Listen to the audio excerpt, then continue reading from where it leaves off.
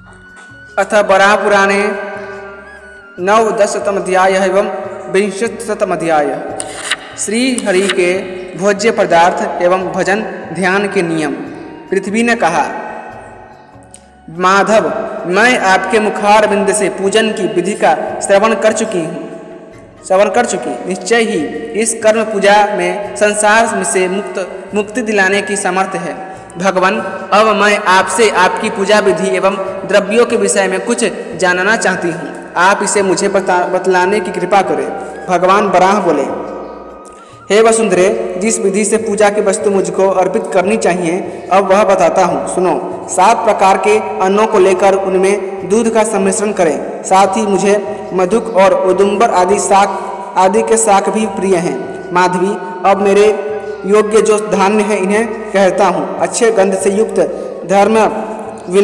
धर्मचिल्लिंक नामक शाक और लाल धान का चावल तथा अन्य उत्तम स्वादिष्ट चावल मुझे प्रिय हैं। उत्तम कुमकुम और मधु भी मुझे प्रिय हैं। आमोदा, शिव सुंदरी, शिरीष और आकुल संज्ञक धान के चावल भी मेरे लिए उपयुक्त हैं।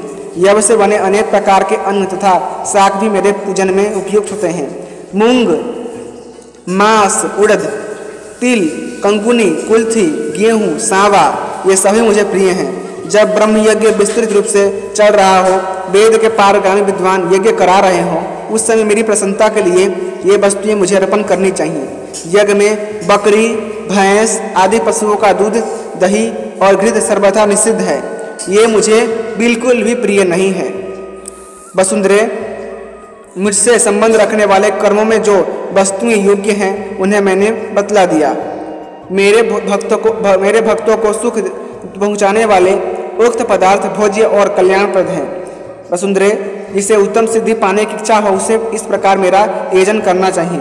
इस विधि से जो यजन करेंगे वे कर्म में कुशल पुरुष मेरी परम सिद्धि पाने के पूर्ण अधिकारी होंगे। भगवान वराह कहते हैं, वसुंधरे, मेरा उपासक इंद्रियों को वश में रखकर जो कुछ अन्न उपलब्ध हो उसे ग्रहण करें।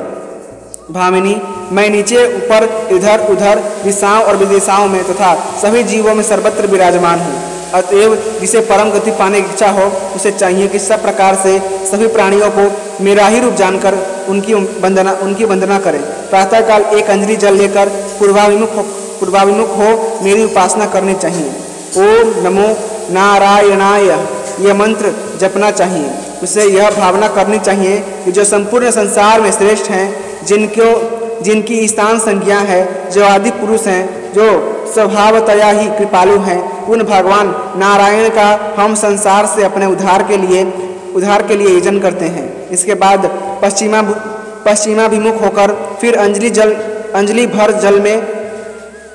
भर जल हाथ में ले साथ ही द्वादशाक्षर वासुदेव मंत्र पढ़कर इस मंत्र का उच्चारण करें। भगवान, आप जिस प्रकार सर्वप्रथम संसार की सृष्टि करने वाले हैं, पुराण पुरुष हैं और परम विभूति हैं, वैसे ही आप आदि पुरुष के अनेक रूप भी हैं। आपका संकल्प कभी विफल नहीं होता। इस प्रकार अनंत रूप से विराजने वाले आप प्रभु को मैं नमस्कार करता हूँ। इसके बाद उसी समय से पुनः एक अंजलि जल हाथ में ले और उत्तर मुख खड़ा होकर ओम नमो नारायणाय कहकर इस मंत्र का उच्चारण करें।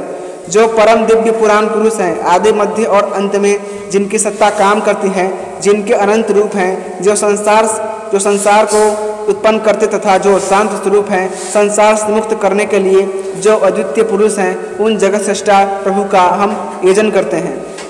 इसके पश्चात उसी समय से दक्षिणाभिमुख होकर ओम नमः पुरुषोत्तमाय यह मंत्र पढ़कर ऐसी धारणा करनी चाहिए कि जो यज्ञ स्वरूप हैं एवं जिनके अनंत रूप हैं, सत्य और रित, जिनकी अनादिकाल से संज्ञाएं हैं, जो अनादि स्वरूप काल हैं तथा समय अनुसार विभिन्न रूप धारण करते हैं, उन प्रभु को संसार से मुक्त होने के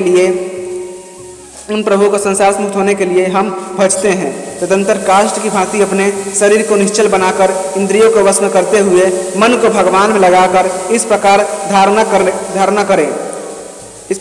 करें कि भगवान सूर्य और चंद्रमा आपके नेत्र हैं, कमल के समान आपकी आंखें हैं, जगत में आपकी प्रधानता है, आप लोक के स्वामी हैं, तीनों लोकों से उद्धार करना आपका स्वभाव है। ऐसे सोमरस पीने वाले आप प्रभु का हम यजन करते हैं।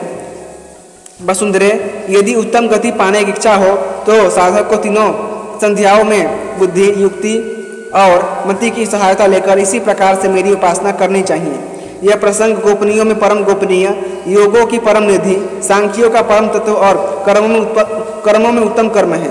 देवी, मूर्ख, कृपण और दुष्ट व्यक्ति को इसका उपदेश नहीं करना चाहिए, किंतु जो दीक्षित, उत्तम शिष्य एवं दृढ़ व्रति है उसे ही इसे बताना उचित है। मुझे विष्णु के बुखार बिंद से निकला हुआ यह गुह्य तत्व मरण काल उपस्थित होने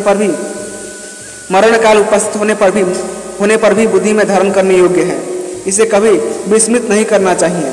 जो प्रातः काल उठकर सदा इसका पाठ करता है वह दृढ़ व्रति पुरुष मेरे लोक में स्थान पाने का अधिकारी है। इसमें किसी प्रकार का संदेह नहीं करना चाहिए। इस प्रकार जो व्यक्ति तीनों संध्याओं में कर्म का संपादन करता है वह हीन योनियों में कभी नहीं पड़ता। अतः श्री बराह पुराणे 9-10 अध्याय एवं 20 अध्याय संपूर्णम। इसी के साथ बराह पुराण का 119वां और 120वां अध्याय समाप्त हुआ। यदि आपको बराह पुराण की कथाएं पसंद आती हैं तो कृपा करके वीडियो को लाइक करें, चैनल को सब्सक्राइब करें और अपने दोस्तों के साथ अवश्य शेयर कीजिएगा। धन्यवाद। जय श्रीमन्नारायण।